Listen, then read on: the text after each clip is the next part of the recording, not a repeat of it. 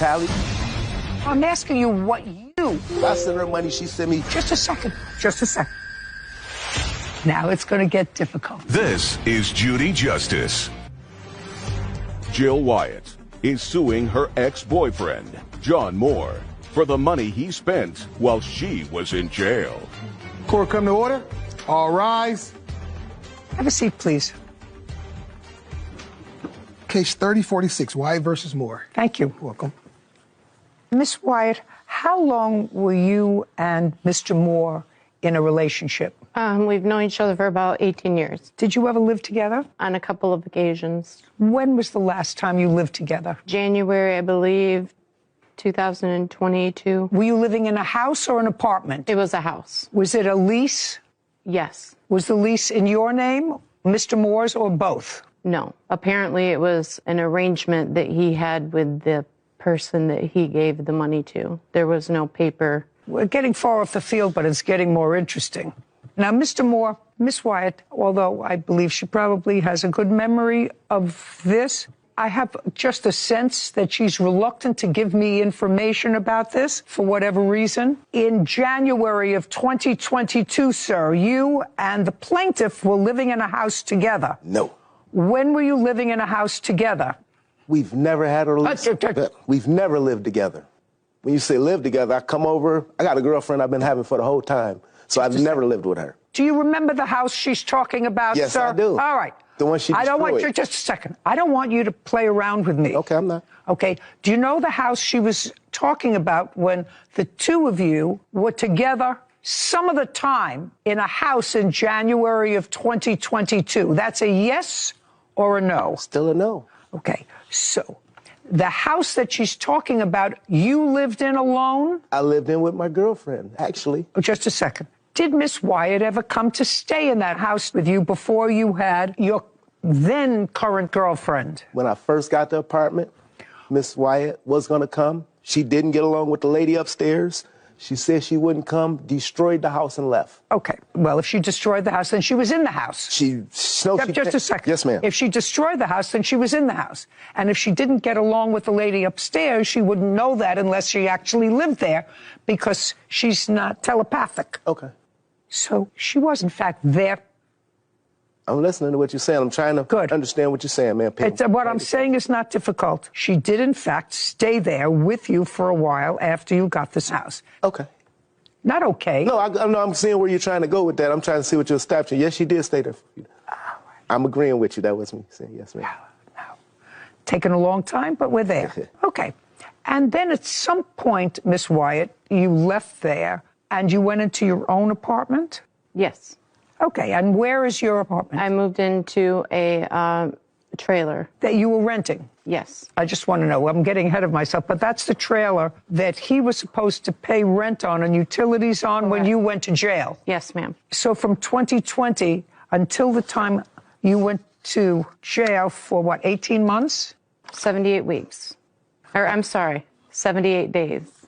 What did you go to jail for? In 2018, I received a, I'm sorry. Just a second.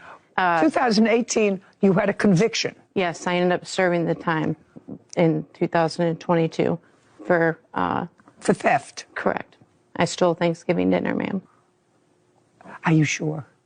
It sounds like 78 days is a lot. Were you on probation first? Yes. Did you take a plea in that case? Yes. Okay. And as part of the plea, you were placed on probation? Correct. What was the crime that you pled guilty to? I want to understand this. What, was it petty theft? Was it grand larceny? What was it? No, it was retail fraud / shoplifting for $170. Okay. That's what it's. And you were placed on probation? Yes. Why was your probation violated? Because that clearly was why you went to jail for 78 days, not because of an old crime, but because you violated probation. I wasn't keeping in contact with my probation officer like I was supposed to. Okay. So this case is about the fact that you asked Mr. Moore, who you knew for a long time, to take care of your expenses, your bills, while you were incarcerated, and you gave him your phone. Yes. Your phone had the wherewithal, and you he understood that because he acknowledges he used it to take money out of your bank account and pay bills, Correct. et cetera, with it. And you acknowledge that she gave you her phone for that purpose. She gave me her phone not to pay bills, but to give her commissary and to keep up with her stuff. Pay her bills, some to put in her commissary. And the last thing you said was pay her bills and put money in her commissary and keep up with some stuff. That's the keeping Thank up you. with some stuff is what we're talking about here, Yep. sir. Keeping up with what stuff? Phone bill, Just a second. Go ahead. Now it's going to get difficult. Okay, I'm Do listening. you understand? Very- I know you are, sir. Keeping up with other stuff. Phone bill. She bought a... Jump. I'm sorry, I'll wait till you What ask the else? question. Phone bill? She ended up buying a computer at that time.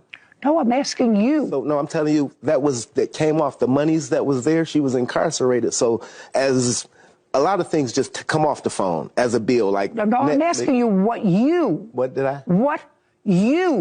were supposed to take care of. It was never etched out. And what I'm saying is she wanted me to stay at her house while she was gone. And that was a means for her to keep in touch with me or keep in contact. Okay, no. That's something that I didn't get out of this. So she wanted you to stay in her trailer, because she was living in a trailer at the time while she was incarcerated. Yep. Where had you been living? At my house. That's where I currently live now, with my girlfriend. With your girlfriend. She wanted you to stay in her trailer? Yeah. With your girlfriend? No, she wanted me to be there so she can keep up with me. That was a means of me having her phone and being in her car, and being another thing would be a way for her to keep up with me while she was incarcerated. And did you like that idea, Mr. Moore? Not Just really. a second. No. I mean, did your girlfriend like that idea? Not at all. So why didn't you say to her, I don't want your phone, and I don't want any responsibility. Shh, listen to me. I'm living with my girlfriend. We're not an item anymore, and I don't want that tie because my girlfriend knew that I was staying sometimes in your trailer and not being home. That wouldn't be a good thing. So I'm not going to take your phone. Find somebody. Who are you? Andrew Porter. I'm her son. You're her son. Mm-hmm. Is there anything wrong with you? No. Do you talk to your mother? Yeah. Yes. Do you work? Yes. Yeah. So your mother could have given you her phone and said, pay the bills. Yes, yeah. Yeah, right? Yeah. You can stand next to your mother. It was getting more fascinating by the moment. Jill Wyatt claims her ex-boyfriend, John Moore, misused money she gave him while she was in jail. John is countersuing for a false arrest. So, do you understand, Miss Wyatt? I know that you thought it was going to be easier when you came here. No, I did not. But I'm very glad, because I have a feeling I could scratch the surface and I'd find more dirt. The more I scratched. You would. The more I scratched. Well, I have no intention of spending my life on this nonsense, because now I see that you have a perfectly normal child, an adult child, to whom you could have assigned the task of paying your bills. And I assume that you trusted him more than you trusted this guy, who seems to have a girlfriend, but then, it could be convenient. He can go here. It's never painted that way when it's in the midst of things, but I also work out of state. What? I work out of state. I'm like a field engineer, so I'm only in Michigan maybe a couple weeks at a time. That's okay. I mean, paying your bills doesn't mean that you have to be in Michigan. You can pay your bills, and you could have done all of those things, except anyway, this is your case. You allege that Mr. Moore took money out of your account, a couple of $1,000. $781 of that he gave to me while I was in jail, but the remainder he can't account for anything that he did. So somebody did put in your commissary? Yes. Yes. Okay, he said he also sent you, there was $600 in the account when he gave the phone back to you. Was there $600 in the account when you were released from jail? The date of that? What's the date of it, sir? She asked the question, but the answer did I give it to her? I don't have it. I didn't know I was going to come to court, so I didn't. But if I look at my phone, I'm quite sure, because all our transactions were via Cash App. What do you mean you didn't know you were coming to court? Where did you think you were coming today? When we were in this situation, never did I think we would be sued. So I wasn't keeping tally. But now you know you're coming to court, so it would seem to me if there's an allegation in your answer that I returned the phone to her, there was still $600 in the account, at least I would have that document. Give me a second, I can get right to it. I can give you a second. I believe that amount was for the August rent on it. Just a second. All I'm asking you is, did he put $600 when he gave you the phone? Was there still $600 in the account? No, that was like a month after. That was for August. What do you mean it was for August? What does that mean? For the August rent. This whole thing with not living with me and not being with me or whatever is untrue. When I got out of jail, we were supposed to be working together, living together. This was no anything like he's describing with having somebody else or anything like that. I would like to see, Mr. Moore, when you gave her back the phone, that there was $600 on the phone. It's her phone. I'm not Just sure. Just a second. I'm saying I don't have evidence of her phone. Okay. Now. But I gave. If you asked her, she'll tell you I gave her $600. You say that the money that you used, and you acknowledge that you used some of the money, was because you drove her car for a half a block. Nope, it was more than a half a block. Well, just a second. Let me see. It says that. Just a second. I drove her car 1 block to my job. So it wasn't a half a block. Just a second. I drove her car 1 block. I apologize. It wasn't half a block. Put your hand down. To my job when she was in jail, and the alternator went out, and it was impounded. Now, explain that to me. You drove her car. You had your own. For some reason, you drove hers. Why don't you give me a 1 sentence as to why you drove hers? 1 sentence. 1 sentence. On my truck, I had my equipment, my lawn equipment, and I was just going 1 block away, so I didn't want to have to turn it around. And the car was impounded at my job, 1 block away from my house. Why was it impounded? Because it stopped on it. The alternator stopped. Just a second. Cars aren't impounded because an alternator stopped. The alternator stopped in the middle of the street. I couldn't move it. They had to tow it because it was in the driveway. They towed the car because the alternator stopped. What you said? Well, that's your fault, sir. It's my fault her alternator went out? Yes, sir. It's your fault that the car was impounded. I'm listening. No, I'm really trying to understand. I want you to listen. Yes, it's your fault. And I don't know what other nonsense there is here. But if Sarah was driving her car and it stopped running because the alternator went out, I'm going to take a guess and I'm going to say, Sarah, what would you do if your car stopped running in a driveway, blocking the driveway? What would you do? Call AAA. Call AAA. Call a tow truck. And you would call a tow truck and ask the tow truck to take it to a auto repair shop. To an auto repair shop. Your first clue would not be just to leave the truck there and say, send it to impound. No, it happened. Just a second. Mr. Moore, please try not to test yourself on the dumb scale. Nobody who's responsible because a car breaks down leaves it in the middle of the road to be impounded. That doesn't make sense. It's illogical. Second thing I'm concerned about is when your car is impounded, in order to get it out of impound, which you say that you did, you have to show proof of title. Yes. Yes. Now, how did you get proof of title? Because I had the title. I had the title. Just a second. I hear the wheels. I hear. You have the title because I had access to her house. Well, the title is in her name. Right. They wouldn't give you the car. You're not her. I mean, I would look at you and I say, not even close. Unless she gave you authorization in writing to get the car out for her, no impound service is going to let you take her car because anybody can pick up a title and say, I want that car out. Do you understand? Yes, ma'am. Okay.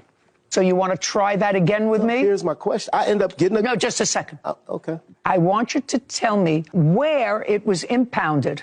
It was impounded at my job. It was impounded and it was in a place that was a high traffic. I walked back to the house. I want to tell you something.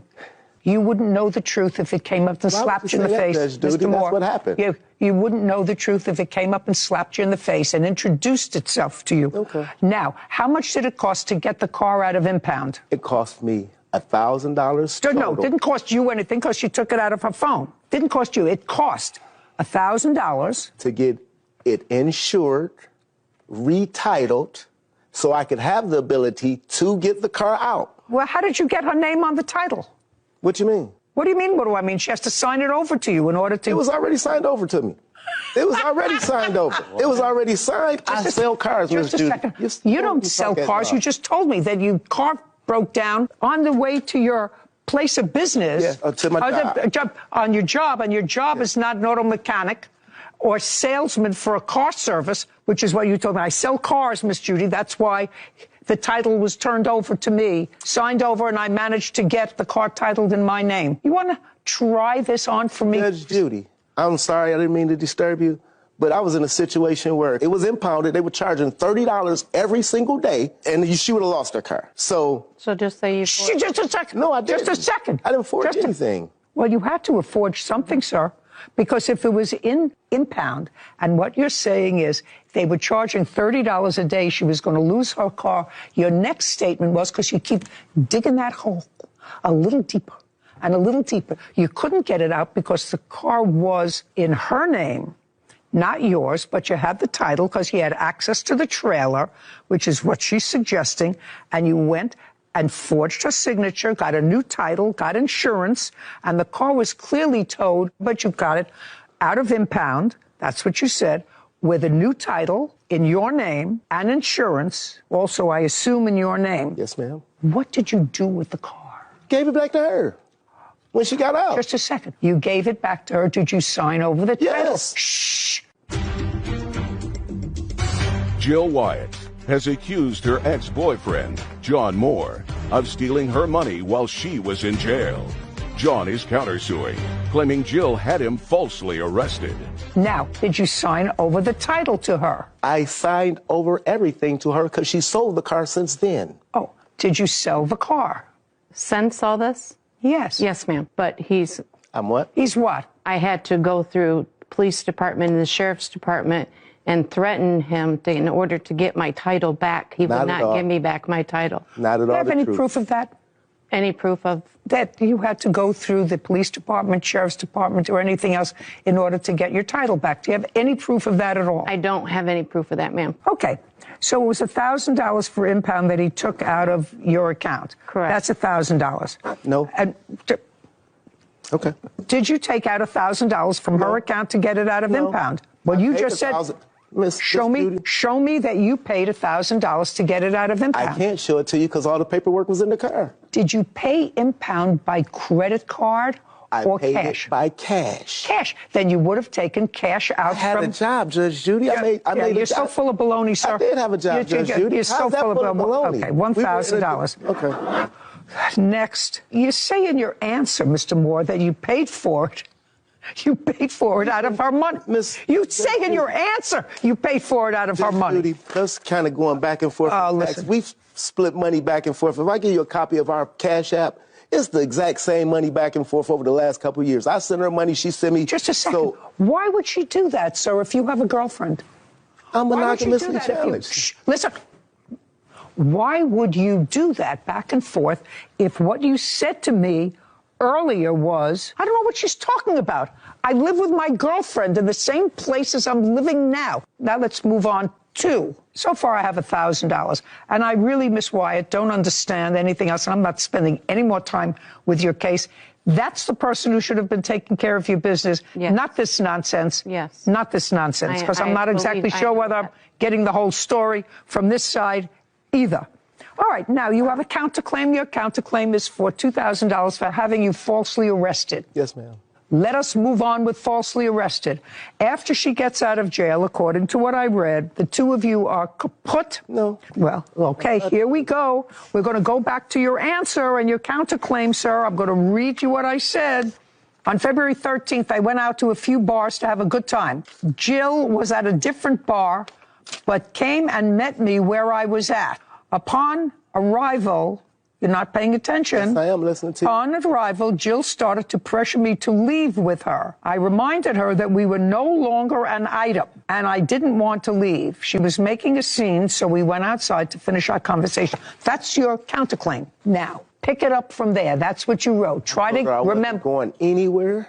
Okay. And then she told me, I'll show you. But you told me this thing's, Judge Judy, if it's not accurate, would you want me to let you go ahead? Because I didn't write that. I signed it to them. They told me I'd be able to explain this to you as we're doing this here. I stopped and said, hell no, that didn't happen. No, we didn't fight. It wasn't one block. They said, you'll get a chance to explain that to the judge. Yeah, well, you shouldn't listen to anybody else, sir, when you sign a document that says, I Blash Moore, being We didn't duly live sworn, deposes and says that this is accurate. We didn't live together. We still. Would you mind telling me what happened in the bar on February 13th? She told me she was going to get me locked up for domestic violence because I had assaulted her. I had not assaulted her. I told her whatever, and I walked back into the bar, sat down. The police pulled up, and they said, "Sir, would you come step outside?" Excuse me. They said, "Would you come step outside?" I stepped outside. They said, "Put your hands behind your back. We're locking you up for domestic violence." May I please have a copy of your complaint? I can give you all this what I have from. Don't give me all of that you have. So you saying the complaint? I was arrested on the spot. There was a disposition in that case. Yes, they dismissed it. Okay. This is all complaint to the disposition.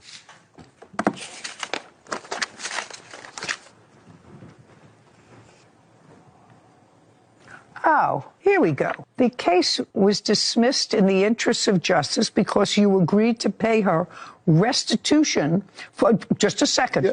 That's what you agreed to pay her restitution in the amount of $246, which I assume represents the broken eyeglasses that she says that you broke. This says receipt of restitution monies. Same case. I, John Moore, state that I have delivered a check in the amount of $246 to the Calhoun County Prosecutor's Office. It is my understanding that this check represents the amount of restitution that is owed to the victim, according to the agreement entered into by the defendant. So you paid restitution. Excuse me. Judge, I'm trying to. If you say something, I want to clarify. Just a second. Go ahead. Did you Just sign tell me this? when I can talk. Did you sign this? Yes, ma'am. Then you're cooked. So if it's over. I got a question for you. No, I don't answer your questions. If I get off of work, I've been in this court case 5 times in a row. It cost me $200 and some to come to court, and they said we'll dismiss all charges. There'll be no charges at all if you agree to pay $250. I've paid $800 coming to court. So Great. Why wouldn't I just say, hey, here, I'll pay you the money, and then try to sue you for false arrest? Because I never heard. Where's the glasses at? Right. Now, where's the picture of the glasses? The police arrested me on the spot. Mr. Moore, like a perennial victim, I really feel sorry for you. Your counterclaim's dismissed. So if I'm just getting a arrested Mr. Moore, for doing anything, why wouldn't I pay it's dismissed. $250 Judgment for the plaintiff in the amount of $1,000. Your counterclaim's dismissed. I am finished with this case permanently. Thank you. Have a great day. This court is adjourned. It went just like I thought it would be. I'm pleased with the results. She mad. I don't want to deal with her anymore. My guards are up now. Hey, she wanted to get her day in court. I can leave with it. Not ask anybody for help. She the one was locked up for. I've never been locked up for stealing. She was locked up for stealing. That's the thief. The pot calling the kettle black. Just to be careful who you trust. There was a great line from the defendant out there. I don't think anyone caught it. But when you asked, how is it possible that you could live with the plaintiff and have your girlfriend and all at the same time? How's that possible? And then he moved on to something else and continued rambling. But he said, Miss Judy, I'm monogamously challenged. I'm monogamously challenged. No, and I heard it and I started laughing and I saw no one else made any sort of reaction. And I said, I must have been the only one that heard that, or I misheard that. But I'm pretty sure that was his excuse. It's a great line, and it's true. Yeah, it seemed very true in that case. I have a feeling there's a lot more there. Yeah. But it was a lot more dirt to scratch. A lot more there, sure. but enough. Oh. That's a funny line. Monogamously challenged. Cecilia Morrow is suing her ex-boyfriend, Saeed Rodriguez, for stolen property and assault. Court come to order. All rise. Have a seat, please. Hello, Judge. Case 3100, Moreau versus Rodriguez. Thank you. You're welcome. Ms. Moreau, you and Mr. Rodriguez met. You began a friendship. Could you give the dog to your witness, please? You met the defendant at your place where you were both working, became friends. Shortly thereafter, you began dating, and in May of last year, you moved in together. Yes. Did you move into your apartment, to his apartment, or was it an apartment that you got together as a couple? Yes, we got it together. Who was on the lease? It was both of us. In October of the same year, 4 or 5 months later, you broke up. Yes. And your lawsuit is about what happened at the breakup and as a result of the breakup. According to your complaint, in October, the day that you, in fact, broke up, you had a fight with Mr. Rodriguez. He put his hands on you. He assaulted you. You left the house. And when you left the house, you left and went and stayed with your parents. Yes. You claim that Mr. Rodriguez has some property that belongs to you Yes. in the house, and that the assault that took place was serious enough that you should be compensated for it, despite the fact that there was no police involvement in this, correct? Yes, ma'am. And there were no hospital records or no doctor's records. Yes, ma'am. Because you didn't go to the hospital or seek any medical care, correct? Yes. Okay. The defendant says that there was an argument. You did, in fact, break up. After you broke up, you came to his house, and there was an argument, and you did, in fact, assault him. He denies that he assaulted you at all at the beginning of October when you broke up. And he says that when you left, you agreed that he could keep the 2 corgis that you had together in the apartment. This is one of them. And that was in October. And sometime in December, this is his complaint, you called and said, could you take the dogs for 2 days? He said, okay, because there was a threat, and you haven't returned the dogs. He would like the corgis back.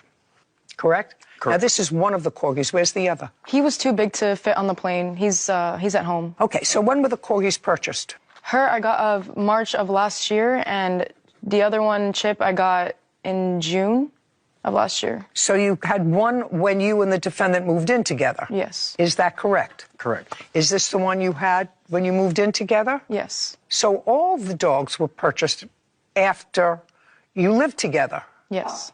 Who were the dogs purchased from? Her I got from Petland in Frisco, and the boy he found on Craigslist. He found the dog because you wanted a second dog? Yes.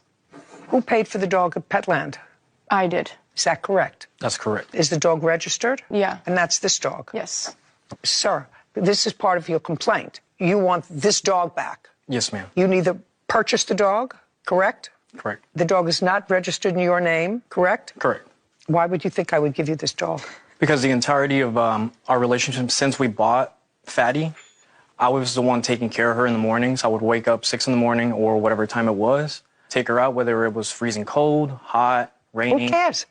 And Who cares? of course, but also I have here pictures where she, once after the breakup, she was stating that she can't keep the dog. The dog's not worth the money. If you have statements that suggest that she gave you the dog, I'll read them. But on its face, the fact that you walk the dog in the morning or in the afternoon or at night has no relevance to this whatsoever. Well, I have the messages where she's saying that the dog is, not worth anything. I need to get rid of her. She's bad. She's telling me to come pick her up. May I see those, please? Yes, Your Honor.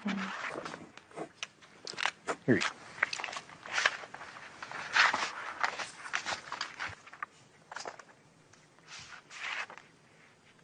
What are you selling? Who's selling something? She is stating that she wants to sell the dog. That Chip? That is the other dog, yeah.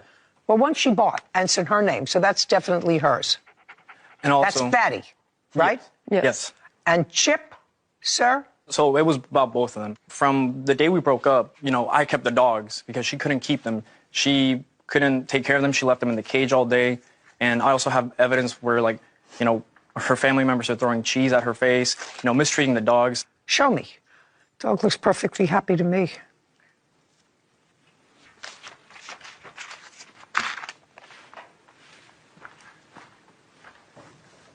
Oh, you can press play.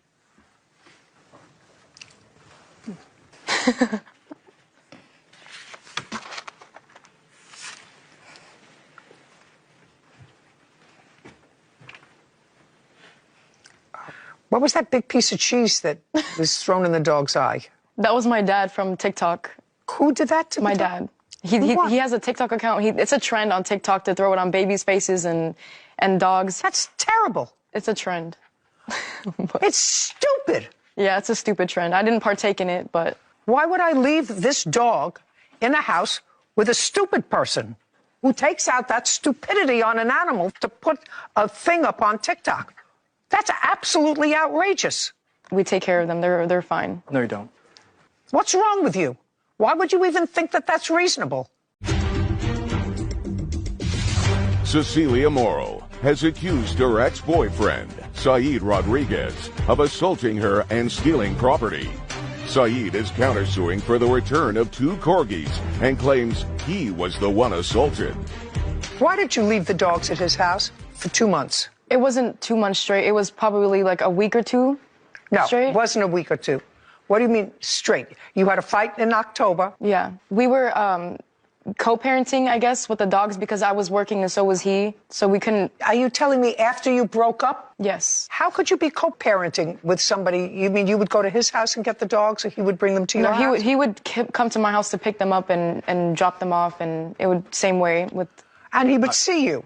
Yes. He would see you? Yes. Did you have conversations with him? Nothing important. Well, I want you to tell me, after you broke up, how did you arrange that you would co-parent for the dogs? There wasn't really an agreement. It was just, I'm busy, can you pick him up? Yes, and then same. Not true. All right. This argument that you had in October when you broke up, you want to tell me about it, and then I'm going to get back to the dogs. So he assaulted me. He punched a hole in a TV. He bought the TV, but still, he punched it because I told him if he was going to put his hands on me, then we're actually done. But he punched the TV instead, and I have pictures of what he did that night. I don't care if he punched a hole in the TV. It's his TV. Yeah, he punched holes in the apartment that we were staying at as well. You're still in the apartment? Yes, Your Honor. He's still there. Did you take her name off the lease? Yes, Your Honor. I don't care what he did to the apartment, madam. He's still in the apartment. He's going to have to pay for any damage. Let's move. You didn't call the police as a result of whatever incident happened in the house. You said he got mad at you, he accused you of cheating. That's what you said in your complaint. He came in, he jumped up on top of the bed, and then he choked you, and then he hit you. You have photographs of that. Yes, I do. I'd like to take a look at them.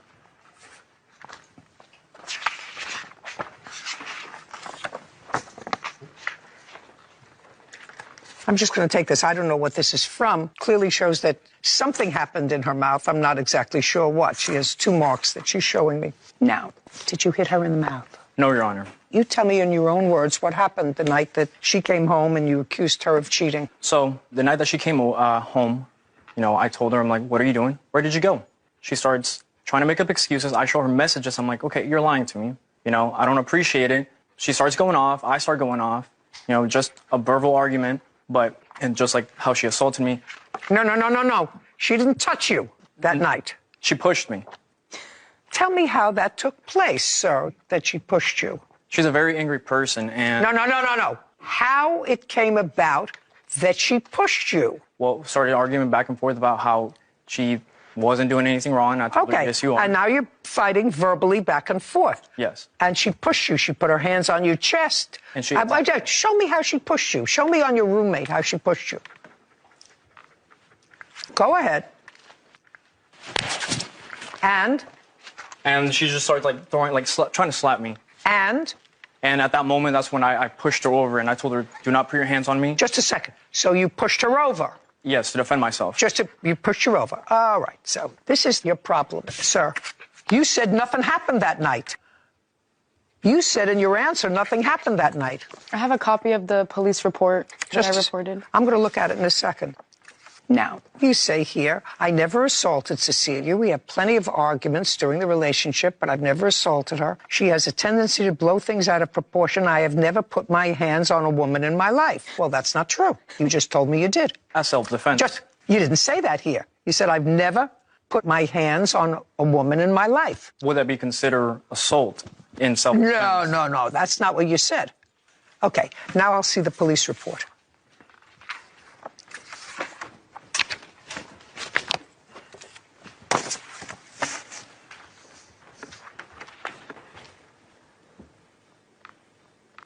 Okay, so what you did is you came home after you were drinking for the night. That's what you told the police, that you had a night of drinking and you had a fight. He wanted to know where you were. She said the argument became physical.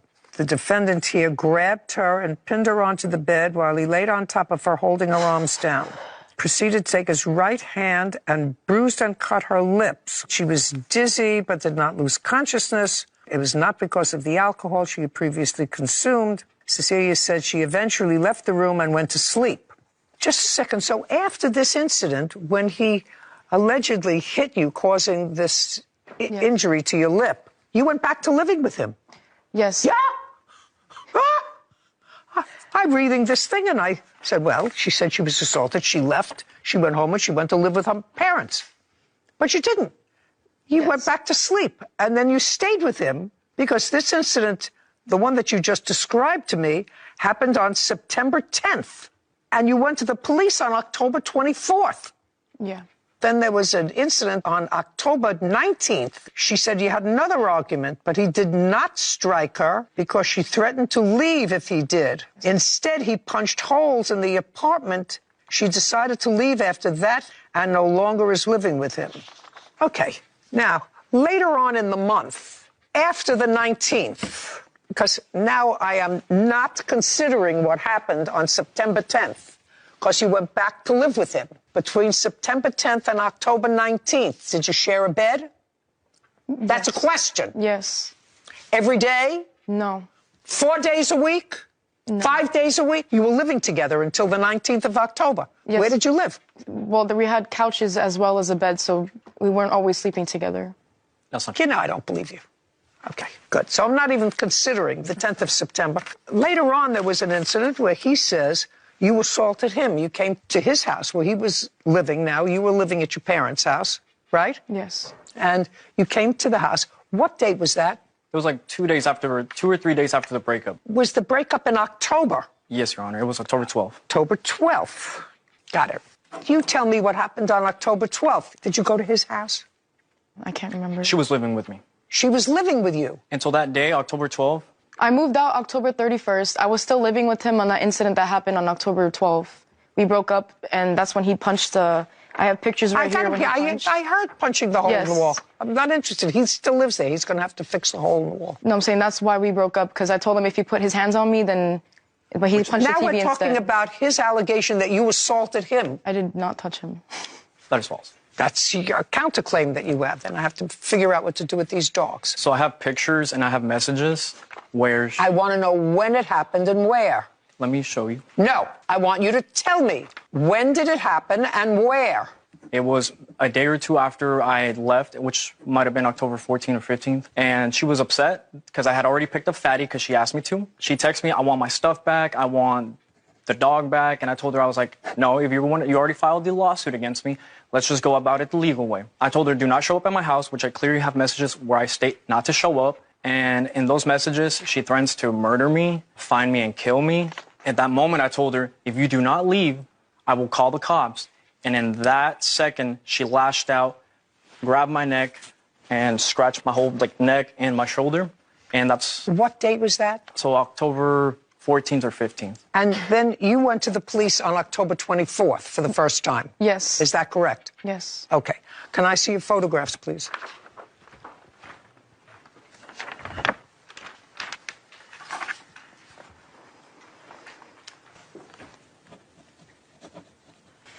Did you report this to the police? I called the police in the incident. That's why she attacked me. Just a second. Did the police respond? The police did respond. They did not want to take a report. Kevin, would you show this to the plaintiff, please? He pulled a gun out on me, and that's why I brought her as my witness, because she was there and saw everything that happened that night. Cecilia Morrow claims her ex-boyfriend, Saeed Rodriguez, owes for an assault and personal property. Saeed is countersuing for the return of 2 corgis and says he was the one assaulted. Now, did he pull a gun out before this happened? I want you to explain exactly how it happened. The reason I went to his house is because I noticed on my credit card that he spent $600 on a PS5. He's 22, by the way. What is a PS5? A console for gaming with those kids play Fortnite, yeah. Okay, so he spent money from your credit card? Yes. Okay, had you contacted him about it? Yes, Where you went? I have, yes. Okay. And he took my dog as well, and she's my ESA animal. I can't be separated from her. That's not true. She is my ESA animal. She's what? My ESA animal, emotional support animal. It's registered with the government. Do you want to see the... I'm not interested. Okay. Do you work? Yes, I do. I'm a realtor as well as a financial advisor. Do you see a therapist regularly? I need to. That's not what I asked you. Do you see a therapist regularly? No. Who did you get to write the letter for you that indicated that this corgi that you left behind is an emotional support animal? That's a question. Madam, look at me. It had to be a doctor, correct? Yes, it is. It had to be a doctor. Yes. What's the name of the doctor? I have No. The answer is you don't know offhand the name of the doctor. Is that right? Yes. Does the doctor live in the area where you live? No. How many times did you personally visit this doctor? Not once. It was registered through online. The answer is never. Yeah. So you're trying to tell me that I should look at a certificate that some doctor gave you online that you needed a support animal when you are not in any psychiatric care and haven't been. The doctor never examined you, but for a fee, pay attention, for a fee, wrote you a letter so that you could make this an emotional support dog. Now I want you to tell me in what month. May. And I have the registration if you want to take a look at it. I don't want to take a look at it at all. It's nonsense. You know it's nonsense, and I know it's nonsense. Now, there are several reasons why you get these nonsense online from close the cover before you strike doctors that will attest to the fact that you need a therapy dog in order to survive. There are several reasons for it. You want to take it to work? No. What was the reason? There has to be a reason. Yeah. I'm really smart. I know. Really smart. It was so we didn't have to pay the pet deposit, so when we got the apartment. There you go. So it was a fraud. No, but that Just a second. So it was a fraud. So you committed a fraud, so you didn't have to pay a pet deposit for your animals. When I asked you, you want to read me back the answer when I asked her, do you see a psychiatrist? And she said, no, but I need one. And you knew you needed one in May when you had to pay the pet deposit. No, I need You to. two people are really cute. Is that what she said? Yes. Yeah. Okay. Mr. Rodriguez, the plaintiff owns the dog. She owns the dog. She paid for the dog. It's registered in her name. The fact that you were a good caretaker, I can't help you with that. The dog looks as if it's in pretty good shape. Believe me, if the dog didn't look as if it was in pretty good shape, somehow I would find a way. But right now, the dog looks as if it's in pretty good shape. I'm directing the plaintiff, however, that in the event that she has to remove the dogs from her parents' house where she's living, that she's precluded from selling them or giving them away until she gives you an opportunity to take them. I'm also directing you because I assume you live with your parents and I assume your father's going to be watching this, or I would tell him when I got home that the judge called you a moron. I will. You can tell him that. I will. And I suggest to you that if you want to own a pet, I've had pets all my life, you have to protect your pet from morons. Yes. Whether they be little children who are morons or adults who have nothing better to do than to make TikTok videos using somebody else as a fall person. Frightening. As far as the assaults are concerned, I find that you both assaulted each other on 2 different days. There's no question in my mind that you assaulted him, and there's no question in my mind that as a result of her pushing you, and you have a temper because I know that you broke some of the things in your apartment, that you did, in fact, do something in her mouth. It didn't remove her teeth, but clearly, whatever you did to her face caused her lip to hit her tooth, which caused it to have a bruise on it. Anything else that I have to consider?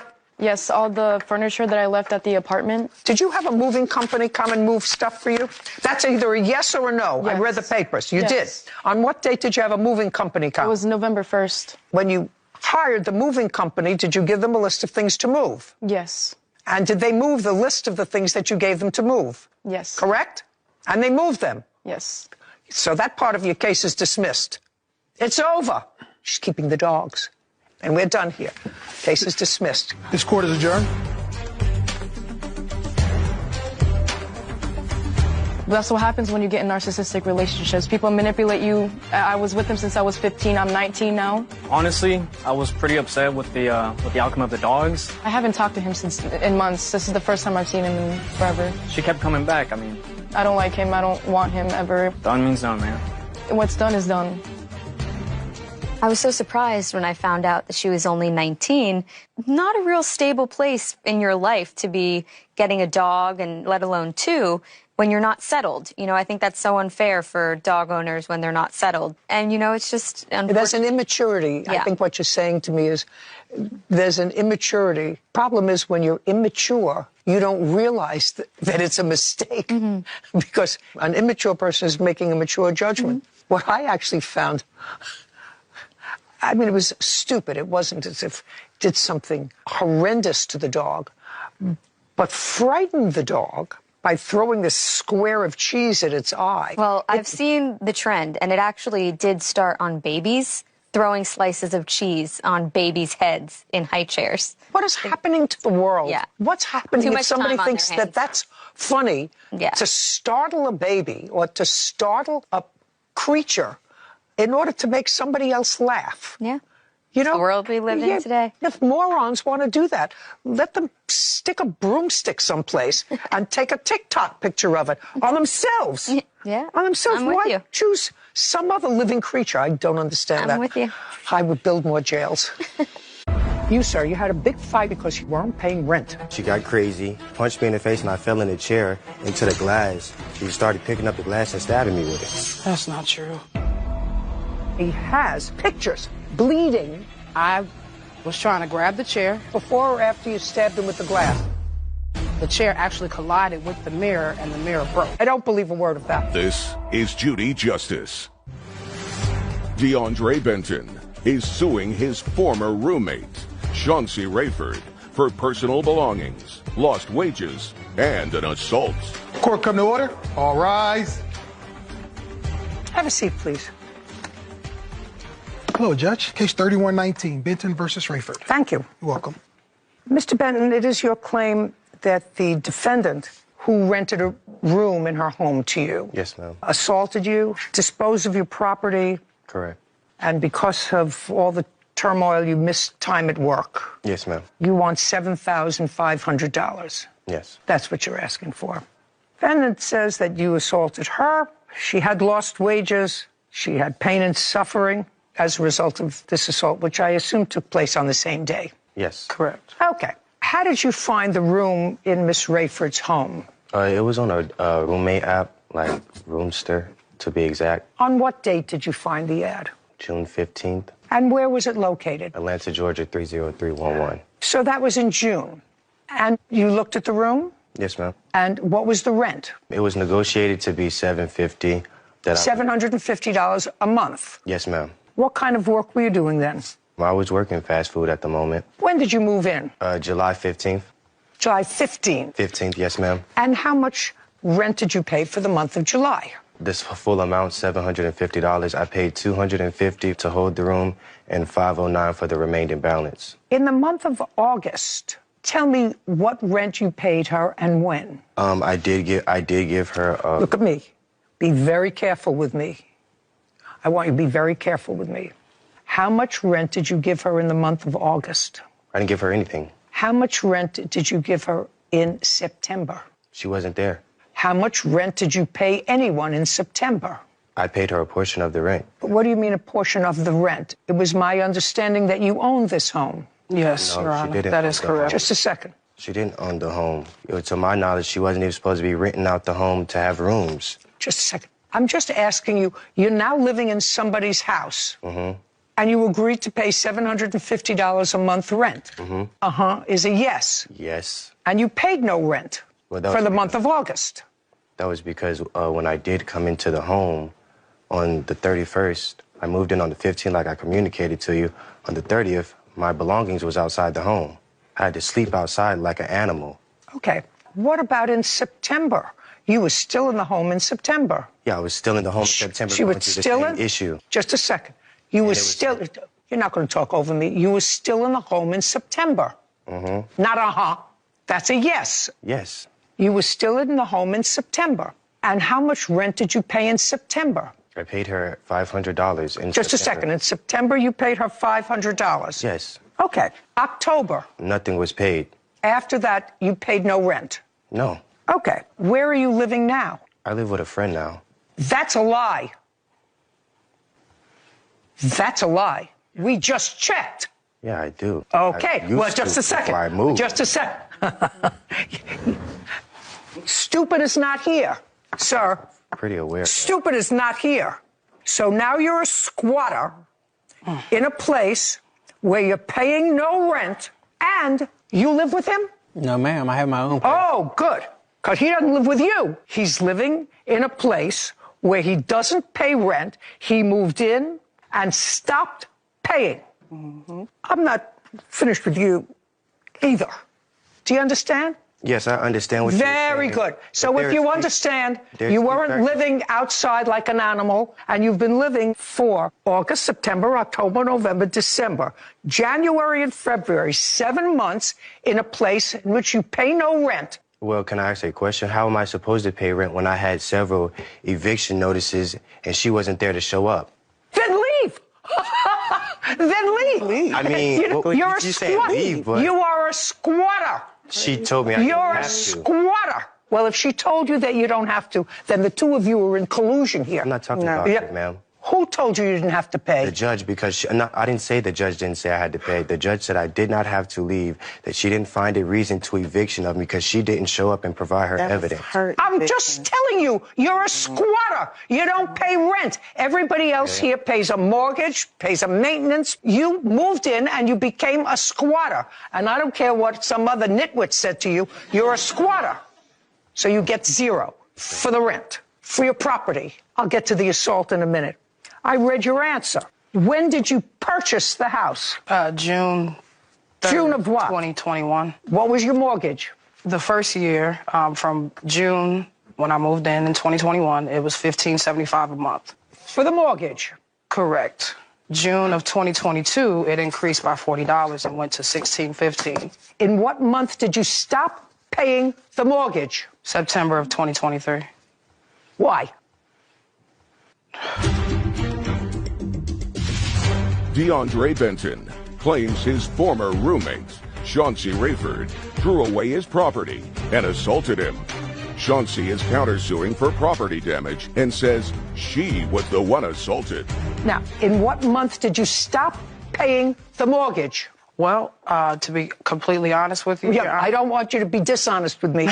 You have to be honest with me because I know everything. Yes, ma'am. I got laid off. I was okay, just living off of savings for a few months. Things got hard. Just a second. You got laid off from what job? Where? Carvana. And this was November of 2022. All right. So you've already been laid off for a year. And you're telling me you paid your mortgage until September? Yes, ma'am. I was doing anything I could from an app called InstaWork. Okay. So then you stopped paying your mortgage in September? Yes. And when did they foreclose on your house? October 23rd was the date that I was told that myself and DeAndre needed to be out of the house. I just asked you a question. They foreclosed on the house in October. Yes. Where did you go? I had to move back with my mother in the state of Missouri. I lost everything. My job, the home, my dog. Okay, so now the bank owns the house. Yes, correct. And he's been squatting in the house since October. Yes, he will not leave. Get out of here. Now, I've listened to what you just said just about the ownership of the house and when she turned it back to the bank. You said in your brief questioning before that she didn't own the house. She was a renter. You know, I wasn't supposed to be there in the first place, and she knew that. I wasn't even aware of that. Well, just a second. If she owns the house, you can be there. She doesn't own the house. She doesn't own it anymore. She never did. Well, show me proof of that. Okay, that I'd like to see.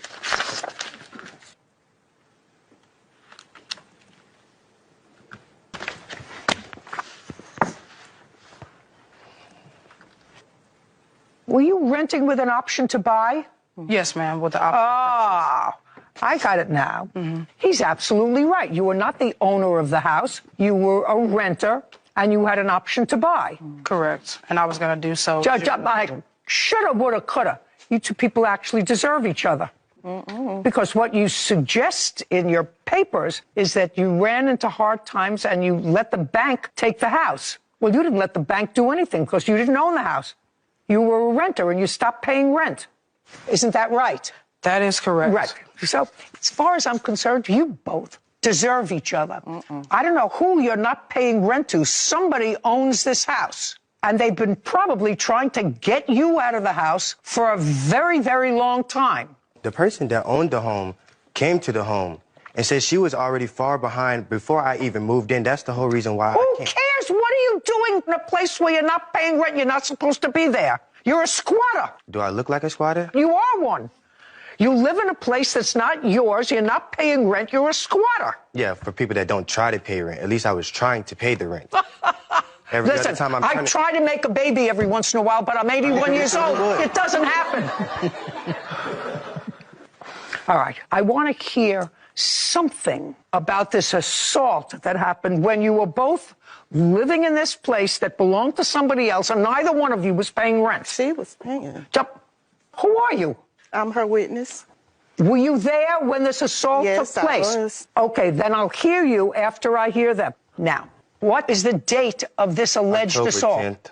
October 10th. Yes, ma'am. And you were still living there, not paying rent as of September and October. She was still living there. Yes, ma'am. Tell me what happened. So I came outside out of my room. She was already being aggressive about the non-paying rent. And I've already been trying to be communicative with her. Not I true. said, hey. I don't want to hear you. I'm not speaking, Your Honor. Who is? Me. I'm sorry. Out. Okay. Then you're done. way. That way. Out. Lord.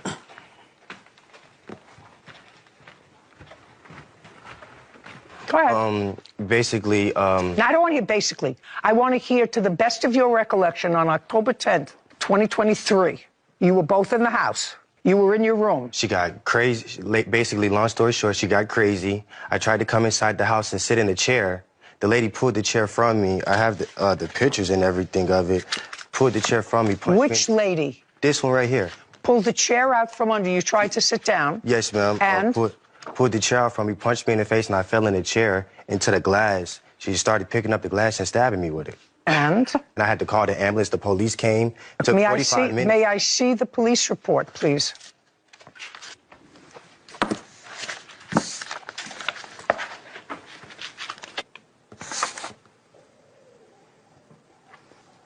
Did you ever speak to the police, Miss Rayford? That day?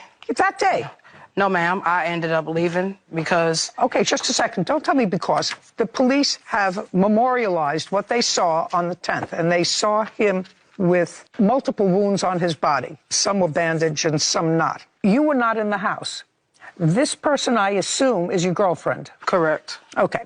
So the two of you were in the house. After this incident took place, whatever the incident was, the two of you left. That's correct. He called the police.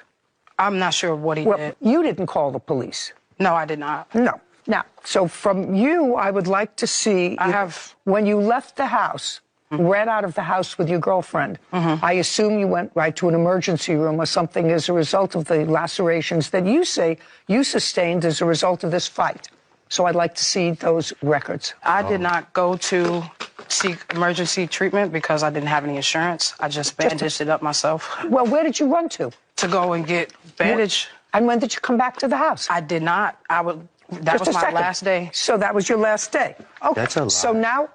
She did. I would come back only to the return house. when he was not there to collect my things. Oh, so you did. Just a second. So you did go back. I'm feeling I was right. He would not be there when I would return. I have text messages of me asking my neighbor to let me know when he's not there as well. I have photos. I'm going to look at both your photos, and then you're going to tell me your version of what happened. Yes. Because there's no question that he was injured, because the police memorialized that. I assume he has photographs as well. Now, I want you to tell me your version of what happened. I was working from home. He was already up that morning, and he was the one being loud. He was sitting at my workstation, and I kept asking him politely to move so that I could go ahead and start working. He refused to move. He told me he had a right to sit wherever he wanted to in the home. Now, mind you, he's never... Just a second. Did you pull the chair out from under him? DeAndre Benton has accused his former roommate, Chauncey Rayford, of throwing away his belongings and assaulting him. Chauncey is countersuing, claiming DeAndre damaged property and assaulted her.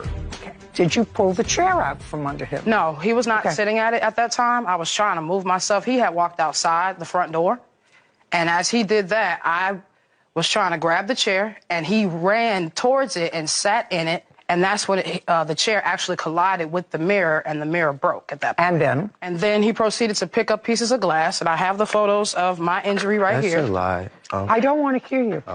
He also damaged my work equipment. I had just started that job July 17th. Lost my job on Friday, October 13th, because he damaged my computer. I have a police report that I filed because... I'd like to see it. When I did return to the home... After, stitching myself up. You didn't stitch yourself up. I did go and get bandages. You didn't stitch yourself up. Well, okay. The wrong verbiage. Yeah. This is what I submitted Just a online. second.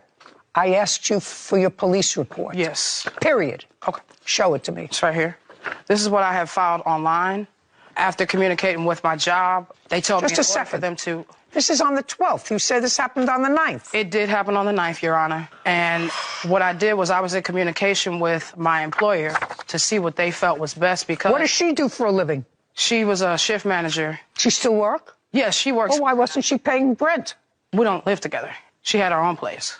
Interesting. Okay, you wanted to say something to me? Yes, that's actually a lie. As far as me assaulting her, I never once touched this lady. I never once disrespected her. I never once raised a hand at her or tried to, like, physically harm her. She was very aggressive, very disrespectful. That's not true. Okay, can I see photographs, please?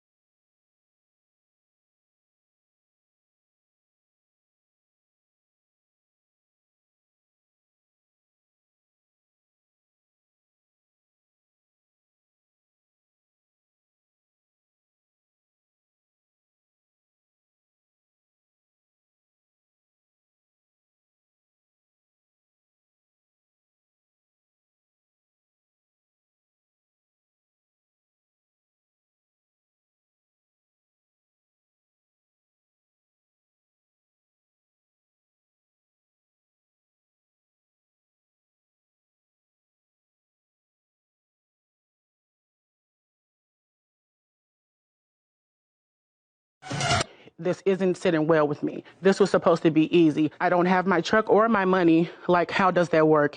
And then I offered to just go down there and get it myself. And then he said that there was no place. I said, okay, but how do I get it home with no place? So this whole time he was kind of dragging me on. And then this is the picture of another truck that he sent me. That's a picture of him? Yeah, he's posing in front of the truck, the second truck he supposedly had bought for me. At the auction, yeah. He just told me he bought the second truck at an auction. There's no indication that that auction house where he said he bought it sold a truck that he said that he bought, either in June or July. Got that right? Yes. Okay, I don't have to waste any more time. You have no paperwork, Mr. McIntosh, that you bought this truck. You have no proof at all that you brought this phantom truck to her house. Why would she be asking for her money back? Because I bought her a truck and I dropped it off in front of her house, left her the paperwork saying what's wrong with the truck in the truck. She says that she didn't want it, so I said my finder's fee was only like $400, and that's $200 for just the bus ticket to get there. She can sell the truck and get her money back. That's what I told her. $2,700, judgment for the plaintiff. Thank you very much. This court is adjourned. I hope this don't affect the relationship with my nieces and nephew. I'm not really here to bad talk anybody. I just wanted, my money back. I left her there with the papers and the receipts. Right is right, wrong is wrong. She said she didn't want it. I told her she can sell it back, get her money back. I feel like he kind of screwed it up in a way. I just want to be a good uncle all the time. I love when a website is so meticulous and gives us all the evidence that we need. This website had a very well planned out photos. A towing company. Towing and auctioneer house had every single auction, every car that was sold, photos, the username of the person who purchased it, and the price of the vehicle. I can't imagine a company like that doing that voluntarily. And it has to be by law to be licensed in order to avoid stolen cars being auctioned off. Has to be very smart. Yeah, good way to track the evidence. That was the... Annabelle Barone is suing her ex-boyfriend, Asael Arteaga, for a loan. Court come to order. All rise. Have a seat, please. Hello, Judge. Case number 2060, Barone versus Arteaga. Thank you. You're welcome. Ms. Barone, case is not a very difficult one. You met Mr. Arteaga? Arteaga. Take your hands out of your pockets. At a bar? Yes. When? Back in June of 2021. Did you ever live together? No. You always maintained your own residence and he his. Yes, the apartment I owned was always underneath my name. But he never lived there? No. Good. But you bought a car. Yes. In what month and year did you buy a car? I ordered a Tesla back in, if I'm not mistaken, May. May of what year? May of 2021. Was it a new car? Yes. Give me a rough number. How much was it? Out the door, $72,000. And what color did you order? Black. This is what the case is about, and it's going to take me very, very little time to resolve the case. You ordered the $72,000 car in black, and because of whatever strange reason, you wanted the car wrapped. Now, I think most people know what that means, and I think I know what that means. That means you take a perfectly good car and you put a different finish on it. Is that what it means? Yes. You buy a car that has a nice shiny finish and looks clean, and then you put something on it that, I don't know, looks like it's been sitting out under a volcano. I guess you could say that. What? I guess you could say that. I just did. And that cost money. It cost an additional, I think, according to the papers that I read, $3,800. No, it's $3,950. How much? $3,950. And you had some of that money, but you gave him, transferred to him, $1,800 on your credit card. Yes, so it was an agreement made between... No, I didn't ask you. I didn't. You transferred to him $1,800 towards this wrap on his car. I made the payment for him. You made the payment for him on a credit card? Yes. And according to you, your arrangement was that he would pay you back monthly $100. Correct. You don't dispute that. She offered. Yeah, she offered. And you did, in fact, on 3 separate months, pay her back $100. Yes. And that means that in your view, it was a loan. Well, it was more of a gift. Well, then why would you pay her back $100 a month, Mr. Artiega? Because our finances are much different. What do you mean? I was getting a car. I ordered a car, so it was a gift for me. Because she already knew that I was looking for a PPF, which is a paint protection film. So I'm more... Listen to me. Yeah. You're not answering my question. You're doing a dance around my question. If it was a gift to you, this $1,800 towards the wrap for your car, why did you pay her back $300? To help her out. Yeah. And then you stopped, because that sounds ridiculous. You still have the Tesla? I still do. Yes. You making payments on it? Yes, ma'am. Good. What kind of work do you do? I'm an electrical superintendent. Expensive car. Indeed it is. You're a single guy? Yes. That's what single guys do with their money. Tell me why you stopped paying her back, Mr. Artiega. Things got sour very quick. So things got sour with the relationship? Yes. Okay. And is that when you stopped paying her? Yes. Good. Judgment for the plaintiff in the amount of $1,500 is what he owes you for the balance of the loan. Thank you. We're done. This court is adjourned. We broke up. It was a nasty breakup. There was bad feelings and tensions between the both of us. It was a bad breakup, yes, but there's a lot more details to it. It was just out of pettiness at the end of the day. Because she caused a lot of rift. I'm just not going to loan out money to just anyone from here on out. I'm glad it's over. And I'm really happy I get my $1,500 back. Now that we've been here for a little while and I've been learning from you and all these cases that we've seen, still, rule number 1, never give a boyfriend money and expect to ever see it again. You will never see it again. It gets messy, it gets entangled, and we see it time and time again. So it's just hits even harder at home. Have you noticed, Sarah, that it's probably 80-20 that women give money to boyfriends? At least what we've seen here, yes. You know, and if this is a microcosm of the world, and I don't know what that is, I haven't been able to figure it out. I've been doing this kind of business for 30 years, and I can't figure out why. Perfectly lovely young woman, guy's buying a $72,000 car and says, hey, babe, I'm short $1,800. Well, if you're short $1,800, buy a cheaper car. Yeah. You know, there are cars that cost less than $72,000. Anyway. But women should be smarter and not agree to do smarter. that. They ought to make mandatory watching these cases as part of a growing up process. A lot of great life lessons, Yes. for sure. Case 2073, Joseph versus Williams. All parties, please step forward. Donnell Joseph is suing his niece, Tina Williams, and his sister, Martha Williams, for personal property. Mr. Joseph, these two ladies are your half-sisters? My half-sister and her daughter, my niece. So What's your first name? Martha Williams. Martha is your half-sister. Yes. And your first name? Tina. Tina is your niece. Yes. And you and Martha have the same mother. Yes. Your mother had a house. The house was in her name. Your mother passed away in the early 70s. Yes. At that time, she was married to your father, not your father. Correct? No. And your father lived in the house until he died. Yes. And he died in what year? 2018. Somehow the house, which had been in your mother's name, never went through a probate process. So as far as the law was concerned, the house remained in her name. It never went to her surviving spouse or her children when she passed away in the early 70s. What I'm reading is when your father passed away in 2018, the house sort of remained vacant for a while. For how long? Since he passed away. So nobody has lived there. Correct. And you knew your father passed away, I assume? Yes. And you knew your mother passed away? Yes. And after your mother passed away, she passed away in 1971 or 1972, did you ever visit with your father in that house? I visited with my father. I lived in the house. From when to when? Well, I lived in the house 1963 until like 72, and I started moving out. But I would still go back to the house because it's my family home. I want to know the last time, Mr. Joseph, you lived in the house. 1993. So almost 30 years ago. And where have you been the last 30 years? I've been in New York. I've been incarcerated. You've been incarcerated from when to when? 93 to 2012. So 1993 is when you last lived in the house. Correct. But you were released from prison in 2012. Yes. So for the last 10 years, you have not been back to the house. I've been back to the house, but not living there as a resident. Okay. So for 10 years. Right.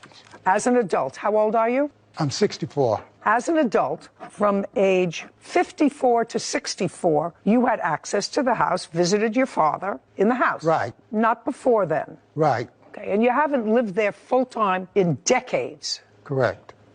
This is what your lawsuit wants. You had 10 years after you were released from prison to go and get these treasures, and you didn't do it. Because my father's house was like the treasure of all his children's property. As long as he has... As long as he had a bicycle or a Boy Scout book. Let's start being real. Okay.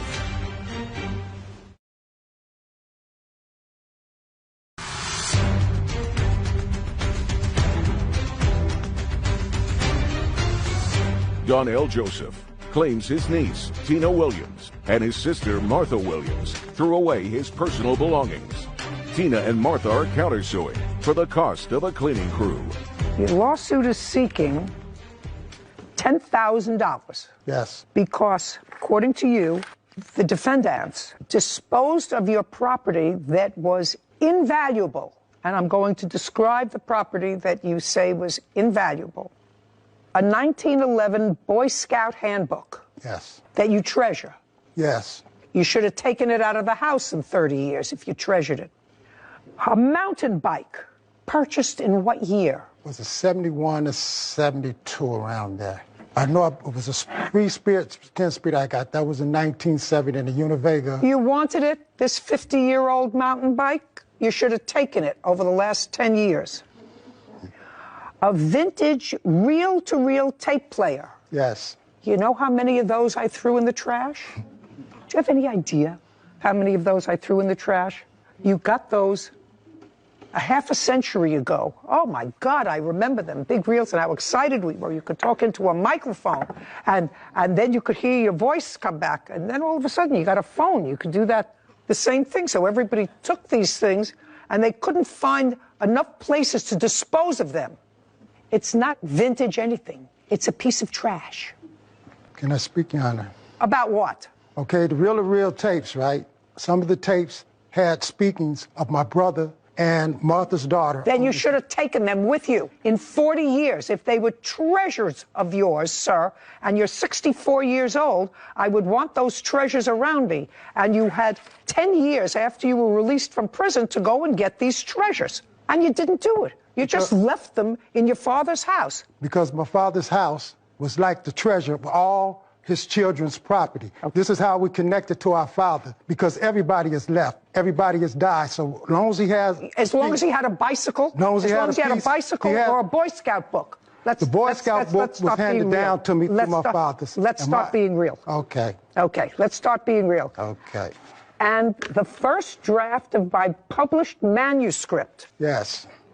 Why didn't you take that with you? For safekeeping, I let my father hold it because Well, that's not a good idea, sir. How old was your father when he passed away? Oh, he was 88, but my father's mind was sharp as a tack. He kept everything. If you wanted it, your father passed in 2018, is that what you're telling me? I couldn't get nothing out of the house. So I don't know whether you could or whether you couldn't. When did you make just a second. When did you make an effort to remove your forget about the bike, forget about reel-to-reel tape recorder, forget about the nonsense. Your manuscript. When did you write this manuscript? I wrote it over a couple of years. It's the first draft of this book. It's the first draft of that book. This book. Well, now you have the book. But I needed to draft that because the other draft I'm working on the second book that goes along with this book, I don't have certain notes and things that I had. It doesn't exist anymore. Yes, it doesn't. It doesn't exist anymore. Okay. And if you wanted it, you should have gotten it. In 2018, when your father died, you were out of prison.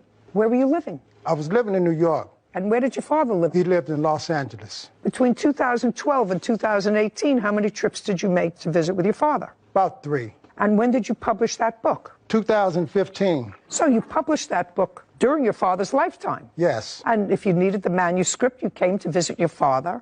A manuscript, it's this big. That's how big a manuscript is. Yes. Where were you living in New York? In Albany. You have your own apartment or your own home? House. Do you own or rent? Own. When did you purchase it? My wife, we bought it together. It was in 2009. So you're married? Yes. Have children? No. So you and your wife purchased a house in 2009. How much did you pay for the house? $109,000. Are you still living there? Yes. So you had plenty of room in the house. You had plenty of room for a manuscript, tapes, a manuscript that you were working on. You weren't working on the manuscript long distance. What I'm telling you, Mr. Joseph, is the things that you're suing for are nonsense. Okay. If things that you wanted, that a grown-up man, 64 years old, gets if he wants them, it's not that you're homeless. You have a home that you purchased. You went to visit your father 3 times, anything of value. We're not talking about furniture and antiques and a grandfather clock. We're talking about things that can fit in a tissue box. Yes. You put them in your suitcase and take them with you if they're valuable. I couldn't visit California before that because of the conditions of my parole. So the times that I could go, I can go out there, and I had to have. You told me you went out there 3 times. Yes. When your father was alive. When I had permission to go. So I couldn't, after my father passed away, I couldn't go in the house because that would violate the probate thing. So I had permission to go into the house. You're not understanding me, Mr. Joseph. You're not understanding me. You went there 3 times after you were out of prison, after you had a home, after you were married. When you went there with a suitcase, don't tell me violating your parole unless you told me that. And in the suitcase should have been, when you returned from California to New York, small things of value that you say were invaluable to you, including a manuscript. Forget the bicycle. Forget the tape-to-tape reel recorder. The tapes that you say were precious to you, if they belong to you, put them in a suitcase. So there's a lot more about this that I don't quite understand. There's a lot about this that I don't quite understand. When your father passed away, who got the house? The house. Your father passed away. What happened to the house? The house is still in probate. Oh. So during the probate thing, I had to have permission to take anything out of the house. I'm telling you, I've answered your lawsuit, sir. Okay. I've answered your lawsuit. Thank you. That you're a 64-year-old man, and if something that could fit in a tissue box was that precious to you when you visited your father and you had a home, you would have taken it with you when you left. Certain things I couldn't take. This is not a tea dance. The property I lost this. But I lost a sister in this process. He said he was. And it makes no difference how this goes. I lost a sister. This isn't the probate court. So I would suggest that you all take a deep breath and say, whatever it is, let it be finished.